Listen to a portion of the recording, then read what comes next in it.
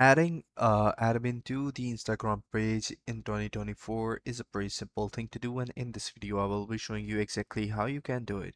So if you're new to the channel, make sure that you like the video, comment under the video, subscribe to our channel, and hit the bell icon so you won't miss any future updates. So let's dive right into the video. So I will be providing Instagram link in the description below so you guys can check it out.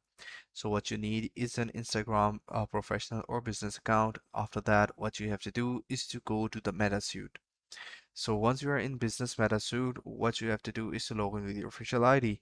So after that, go to the More Tools option. In the More Tools, go to the Meta Business Suite. In the Meta Business Suite, uh, go to the Users, then People, then click Invite on the top right corner, just as you guys can see that. So here's the invite option. And in the invite option, all you have to do is to input the email address of the personal account you wish to invite and follow the on-screen prompts to complete the invitation. You can choose to allow them access to a single Instagram account or multiple business accounts with the same suite. So that is the way how you can add admins to the Facebook page or Instagram page on the Meta Business Suite. So that's pretty much it. I hope you find this video helpful. Take care. Thank you.